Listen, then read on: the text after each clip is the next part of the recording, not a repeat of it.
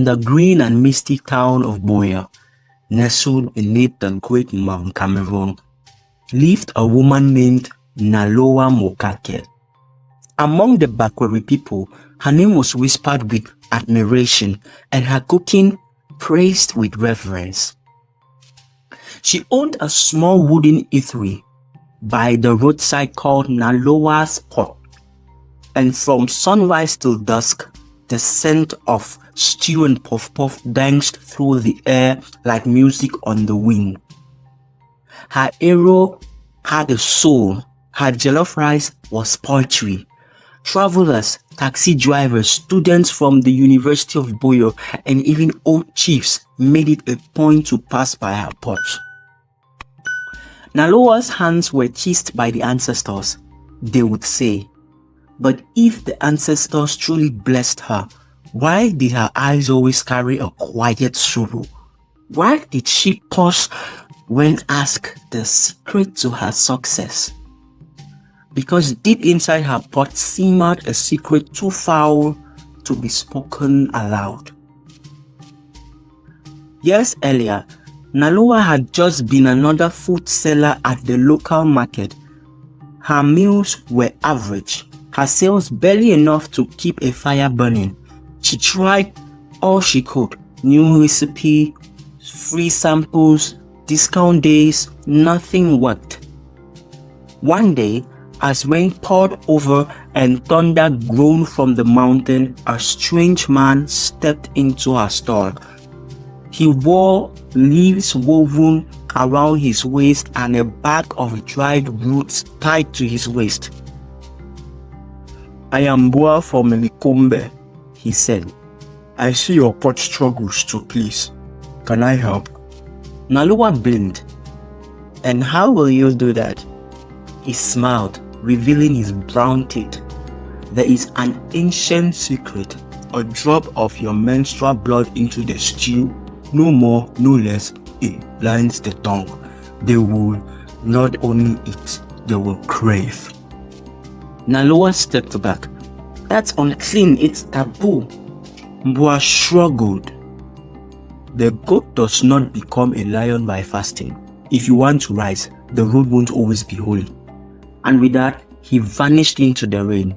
Naloa's heart fought the thought, but her desire for fame argued louder. That night, Naloa could not sleep. The rain hit her zinc roof like a curse refusing to be ignored. She got up, lit a candle, and stared at her stew pot. Her thoughts twisted like smoke. When the bush rat grows fat, it forgets the hunter's trap. That proverb ran through her mind. But hunger for glory can blind even the wise. The next morning, as the village rooster crowed, Naloa did it. She mixed a small amount of blood into her egusi soup. That day, something shifted. Customers who once walked past by now stopped and bought 2 plates. They licked their fingers. They brought friends. Some even returned to order more, twice in one meal. Naloa watched, shocked, and then smiled. Weeks turned into months. Naloa's pot became the pride of the town. Food bloggers came. Musicians mentioned her name in freestyle lyrics. One popular pastor once said, even the angels would weep if they tasted her ego. But fame is a beast that demands more meat. With each new moon, she continued the ritual, whispering apologies to her ancestors as she stared. One day, a young man stepped off the bike near her stall. Tall, curious-eyed, and confident, he walked straight to Naloa's counter. "Good morning. Is this the famous Naloa spot?" he asked. Naloa looked up. "Yes. What can I serve you?" "I have heard of your jollof rice and all the way from Limbe. I must come and try it," I said to myself. She smiled. "You won't be disappointed." His name was Ekale Lifanje, a food vlogger known for his Taste of the Motherland series. As soon as he tasted her food, he gasped, then laughed. By my father's spirit, this is not jollof rice. This is deliverance. What's your secret? Nalowa simply said, a good meal is made with love and patience. But Ekale's curiosity was stirred, or something else. He muttered. In every town, there lives one who remembers the old ways. In Buoya, that person was Mama Mbesa, an elder woman with a sharp tongue and eyes that missed nothing. She had lived through colonial times, watched the town grow, and understood the signs of unnatural things. She doesn't cook like one touched by the fire. Mama Mbesa told the other market women, she cooks like so. She cooks like one possessed. The women laughed, but Mama Mbesa watched. She noticed Nalowa closed her stall during certain moon phases. She saw her pour libations behind huts. Once, she caught Nalowa burning red-stained wrappers deep in the bush. Mama Mbesa muttered. The mouth may smile, but the pot carries a curse. Ekale returned again and again, intrigued not just by the flavor, but by the spell it seemed to cast. He would eat and feel dizzy. His dreams were strange. His emotions stirred violently for Nalowa, a woman he barely knew. I need to know what she's doing, he told Mama Mbesa after one such dizzy spell. The woman raised her eyebrows. You are not the first to feel confused after tasting her pot. I believe she has tied her food with something unholy. Blood magic? Ekale asked. Mama Mbesa nodded slowly. A woman's blood belongs to cleansing, not touching. If she has truly crossed that line, it is not just forbidden, it is an abomination.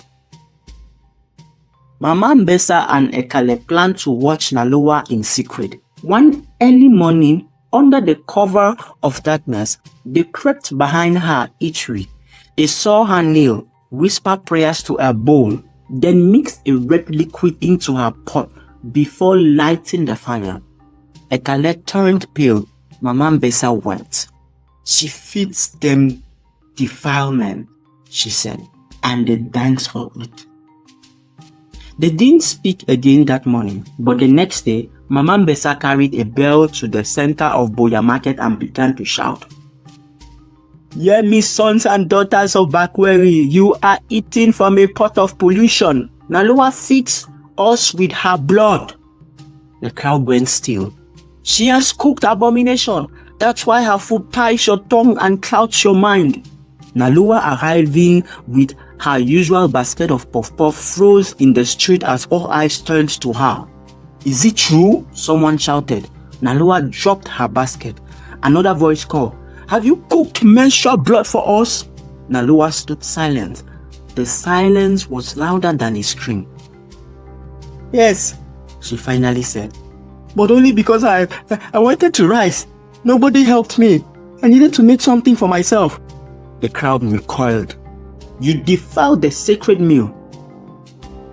One man cried. You have spat on the faces of our ancestors, said another. That evening, the Bakweri Council elders met beneath the ancient lima tree. The air was thick with grief. Food is sacred, said Chief Ngomba Elive, tapping his staff. When we eat, we share spirit. What she has done is worse than poison. She has corrupted communion. They summoned Nalowa before the council. Ekale and Mama Mbesa were there too. Nalowa Mokake, the chief, intoned, you have stirred an abomination. You used what should never touch fire. You must leave this land before the next full moon. You are exiled. Nalowa wept, but no one offered her a hand. The next morning, Nalowa wrapped her cooking pots, her few belongings, and began the long walk out of Buoya. The once loyal crowd now watched her with disgust. Mothers covered their children's eyes. Old men shook their head. She passed by Ekale, who said nothing. Only Mama Mbesa spoke. You were not cursed, child. You were impatient. Now, your name is not to be remembered in praise, but in warning. Nalowa walked on, tears burning hotter than fire. In the days that followed, Ekale released a video titled The Taste of Abomination. It went viral. He said, "In our rush to rise, let us not trample sacred values. Not everything that works is worth doing. Food is not just fuel, it is ritual. It joins us to our roots, our spirit, and our neighbors. Let us keep it pure." Across the country, conversations began. People asked hard questions. Women shared wisdom. Elders reminded youths. A shortcut to success often leads to a ditch. What the thought hides, the spoon will one day reveal. Nalowa's old store was torn down. A sign was nailed to the hood. Here once stood a woman who cooked well but without honor. Her name became a proverb amongst the Bakweri. Do not nalowa your destiny, meaning do not soil your gift with impurity. The people of Buoya moved on, but they never forgot. And so, the tale of Nalowa Mokake echoed through hills and valleys, not as a story of greatness, but as a warning that ambition without principle is poison. When young girls asked their mothers, "What makes a male shriek?" the answer was always the same. Not blood, not tricks, but clean hands, honest labor, and the blessing of the ancestors. And under the gaze of the ever-watching Mount Cameroon, the people learned to stir their thoughts with truth.